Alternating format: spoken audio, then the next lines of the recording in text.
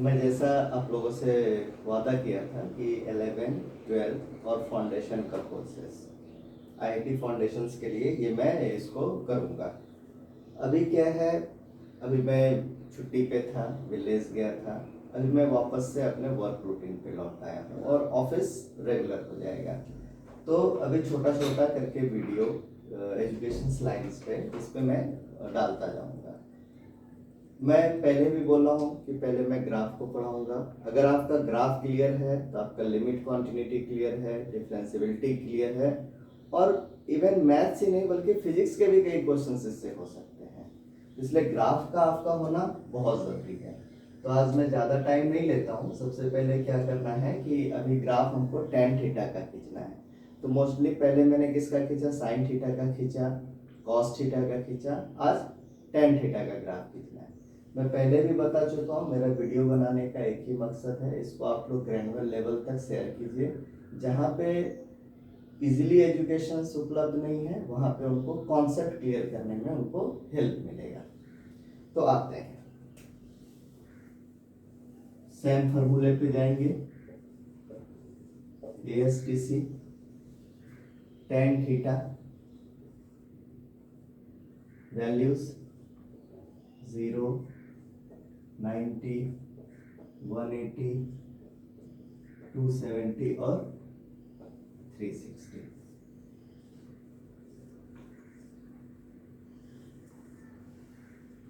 tan 0 degree की value क्या है, 0 है। tan 90 की वैल्यू क्या है, अनडिफाइंड है।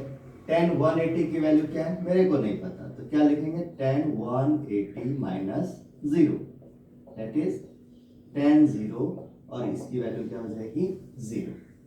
लेकिन सेकेंड कोऑर्डिनेट में tan क्या है, निगेटिव है। थर्ड कोऑर्डिनेट में क्या है, tan पॉजिटिव है। तो इस तरह से हमारा इसकी वैल्यूज आ जाएगी। अब ये डिपेंड्स करेगा कि हम कहाँ पे ले रहे हैं। 270 के पास लेंगे सेकेंड कोऑर्डिनेट में तो ये निगेटिव आएगा, और अगर हम थर्ड कोऑर्डिनेट में 270 से यहां से इधर जाएंगे तो ये वैल्यूज हमारा क्या होगा, पॉजिटिव में आएगा। तो ग्राफ खींचते हैं। अब अभी तक के ग्राफ में हमको क्या मिलता था, x मिलता था और y मिलता था। इनके वैल्यू के हिसाब से हम क्या कर लेते थे कि x1 है, y2 है, 2 है, 3 है, तो इस तरह का ग्राफ हम लोग ड्रॉ कर सकते थे। लेकिन अभी अगर अपने को इस तरह से कुछ मिल जाए कि जहां पे इन्फिनिटी को हम कैसे करेंगे या अनडिफाइंड को हम ग्राफ पे कैसे शो करेंगे। तो अनडिफाइंड के लिए क्या होता है, जैसे ही अनडिफाइंड होता है ये पैरेलल हो जाएगा किसके, y एक्सिस के। जिसपे भी ये वैल्यूज अनडिफाइंड होगा ये हम इसके पैरेलल को ड्रॉ करेंगे। सपोज अगर x की वैल्यू 0 है और y की वैल्यू अनडिफाइंड है, तो इसको हम क्या करेंगे, x की वैल्यू 0 और y की वैल्यू, तो यहाँ पे हम शो करेंगे। ये लाइन कुछ ऐसा आएगा, इस तरह से हम इसको शो करेंगे, और इतना सा ही हमारा पार्ट होगा, छोटा सा पार्ट अनडिफाइंड। मतलब यहाँ पे अगर हमने कुछ पॉइंट लगा दिया तो उसका तो कुछ तो एक वैल्यू होगा, यहाँ पे लगा दिया तो उसका भी कुछ वैल्यूज होगा, यहाँ पे लगा दिया तो उसका। लेकिन हम क्या कर रहे हैं कि यहाँ पे लगा रहे हैं, इसको हम डिनोट करते हैं। तो आइए सबसे पहले tan x का खींचते हैं graph.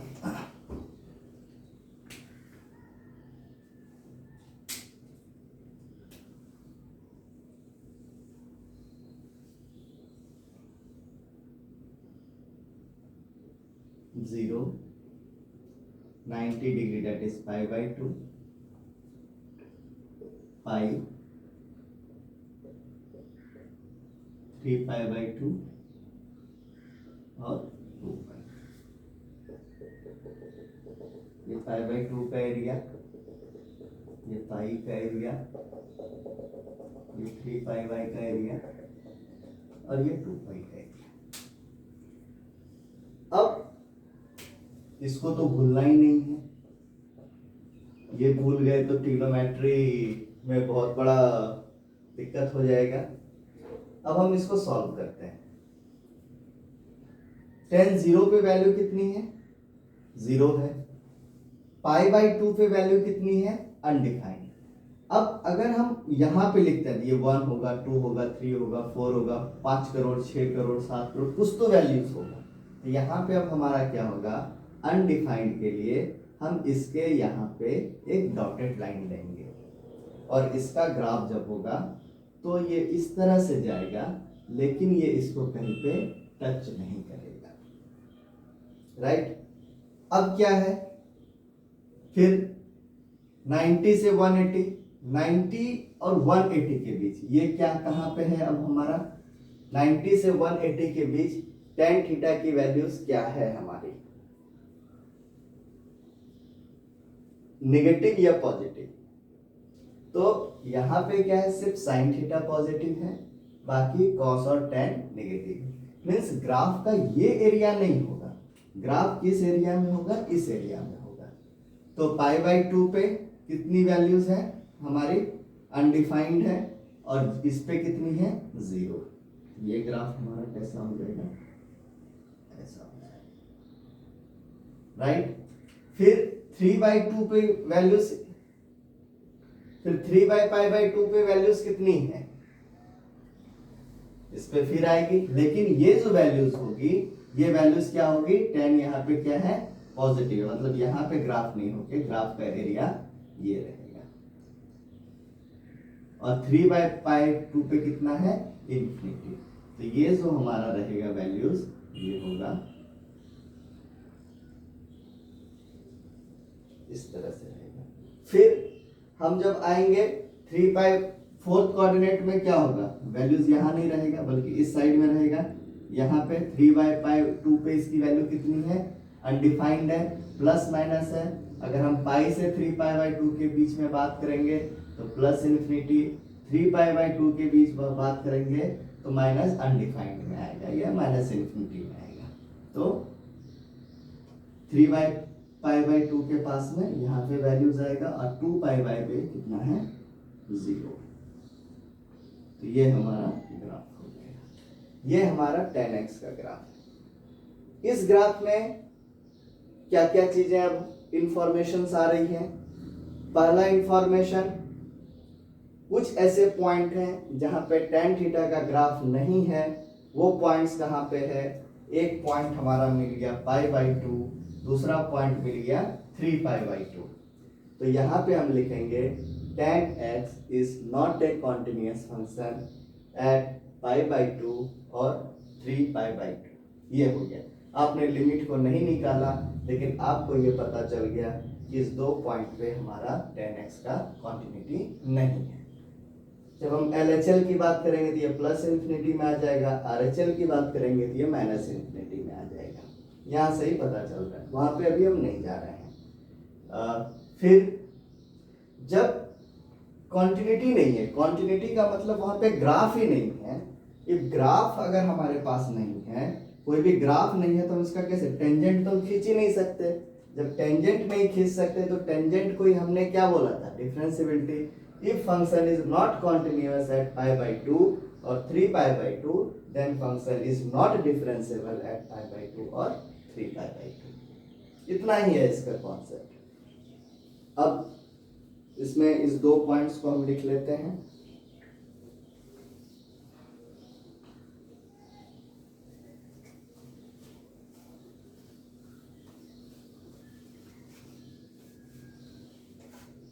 First point, tan x is not continuous at x equal to pi by 2 or 3 pi by 2।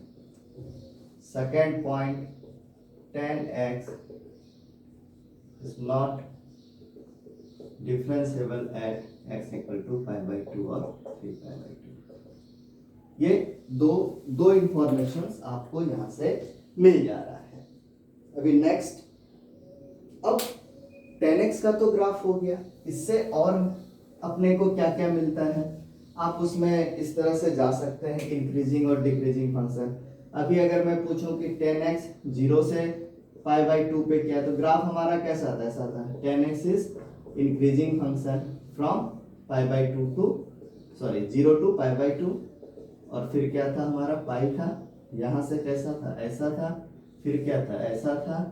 अब यहाँ पे क्या है, पाई बाई 2 से पाई के बीच में tan x क्या है, ये निगेटिव में है, ये भी इंक्रीजिंग फंक्शन है क्योंकि माइनस इन्फिनिटी से किधर की तरफ जा रहा है, 0 की तरफ जा रहा है। तो यहाँ पे भी हमारा क्या है, इंक्रीजिंग फंक्शन है। बड़े बड़े ग्राफ को देख के आप लोग डिक्रीजिंग मत लगा दीजिएगा, इंक्रीजिंग इंक्रीजिंग। यहाँ पे ये भी इंक्रीजिंग, इस तरह से आपको बनाना है। फिर यहाँ पे तो इस तरह से आपको ग्राफ को ड्रॉ करते जाना है।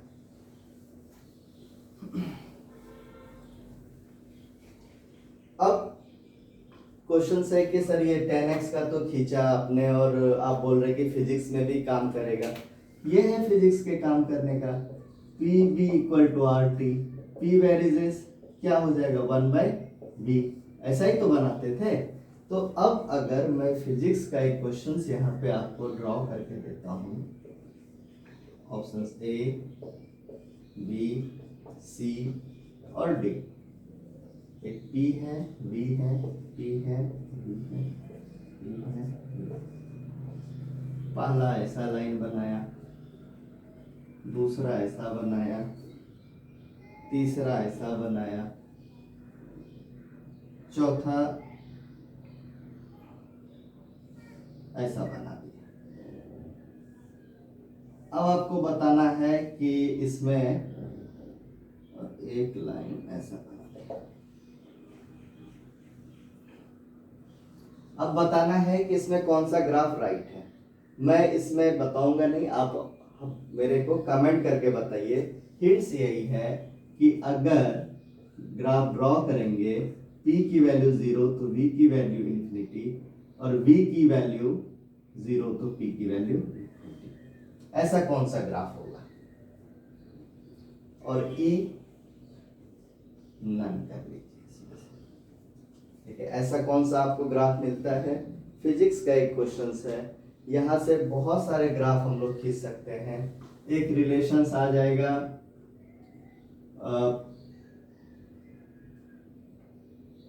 ओम्स लॉ के लिए भी आ जाएगा, ओम्स लॉ का भी यहाँ से ग्राफ मिलेगा, कैपेसिटर का भी यहाँ से मिलेगा। बहुत सारे ग्राफ हैं जो कि आप यहाँ से ड्रॉ कर सकते हैं। एक सिंपल ही आ गया y इक्वल टू 1/x, इसका अगर खींचना है तो इस तरह के ग्राफ को हम ड्रॉ कर सकते हैं।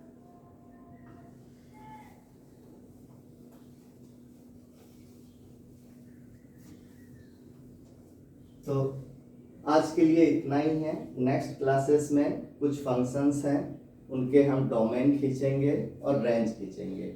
11-12 के बच्चों के लिए RD शर्मा, और अगर थोड़ा अच्छा जाना चाहते हैं तो डोमेन रेंज के लिए सबसे अच्छी बुक है P गोबोडोव की। आपने अगर उससे बना लिया है डोमेन रेंज तो आपको टिल IIT तक आपको प्रॉब्लम नहीं होगा, वो कॉन्सेप्ट क्लियर कर लेगा।